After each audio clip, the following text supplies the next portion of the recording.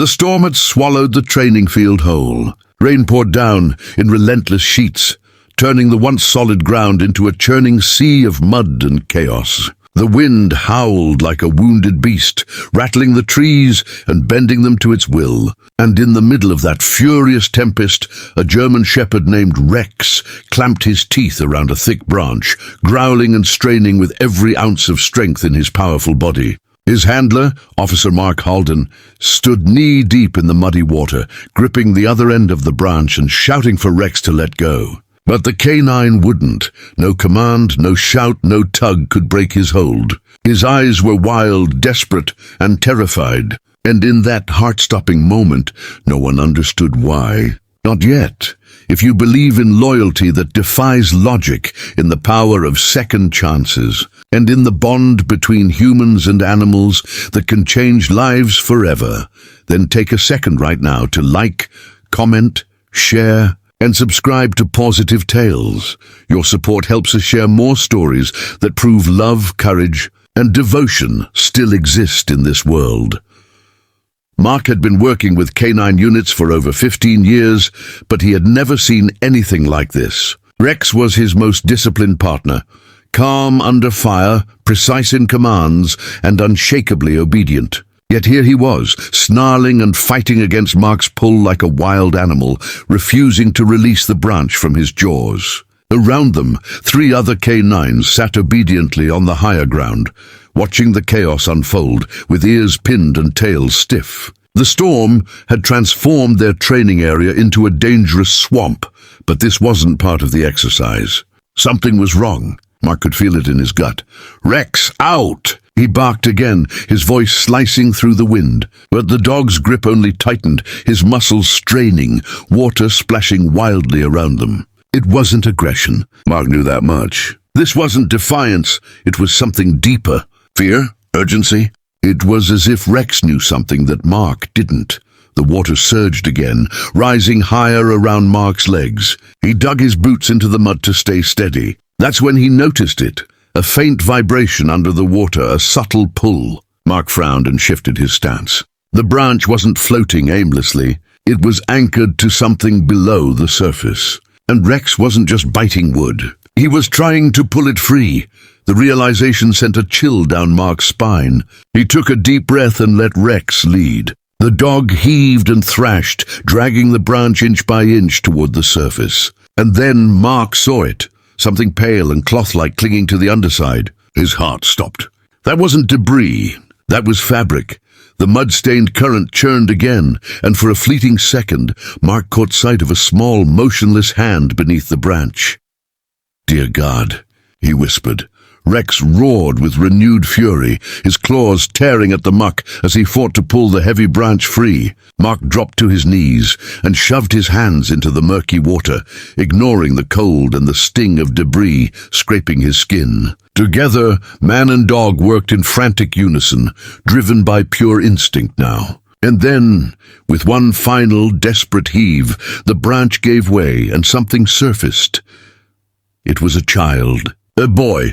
Maybe 7, maybe 8. His small body was tangled beneath the heavy branch, face down, limp and terrifyingly still. Time stopped. Mark's breath hitched in his chest. He snatched the boy into his arms and flipped him over. Mud-covered water poured from his mouth and nose, but he didn't move. No breath, no sound, nothing. "Help! Medic!" Mark screamed toward the training field, his voice cracking with panic. Rex, panting and trembling from the effort, stayed pressed against the boy's side, whining softly and nudging his hand as if begging him to wake up. Mark dropped to the ground and began CPR, his hands shaking but steady. 1, 2, 3, 4 to breath. 1, 2, 3, 4 breath. He had done this countless times before, but never like this. Never with a small, lifeless body in his arms and a canine crying beside him.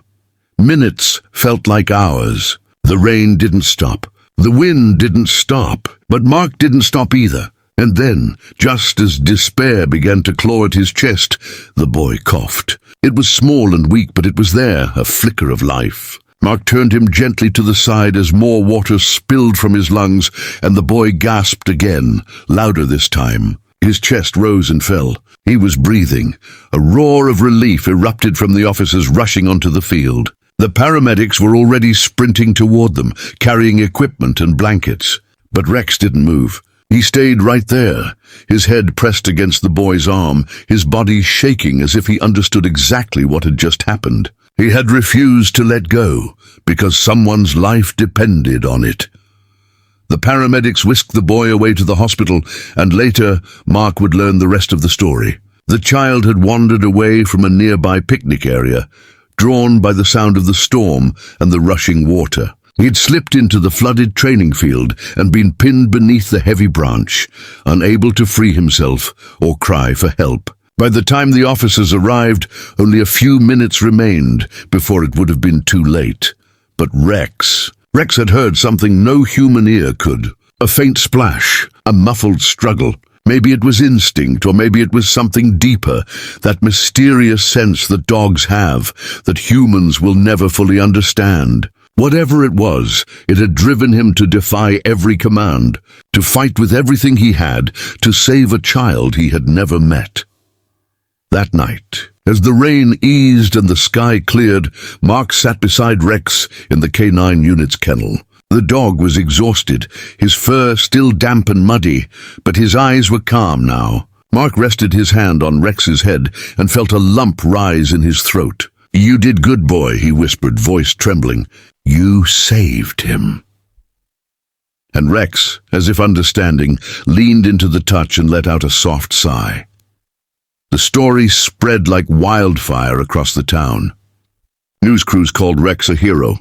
The boy's family visited the station days later, bringing flowers, tears, and heartfelt gratitude. But for Mark, the most powerful moment came quietly, when the little boy, still pale but recovering, wrapped his arms around Rex's neck and whispered a simple, "Thank you." Rex wagged his tail gently and licked the boy's cheek, sealing a bond that words could never fully capture. It wasn't just a rescue, it was a reminder that courage doesn't always roar, that heroes don't always wear badges or uniforms. Sometimes they have fur and four paws, and sometimes they refuse to let go, even when the whole world is telling them to. If this story touched your heart, if Rex's unwavering loyalty reminded you of the goodness that still exists in this world, please take a moment to like this video, share it with someone who needs hope today, and subscribe to Pawsitive Tales so we can continue sharing stories that prove love knows no bounds. Special request, in the comments below, tell us about a time an animal showed you loyalty or saved you in an unexpected way. Your story might just inspire someone else today.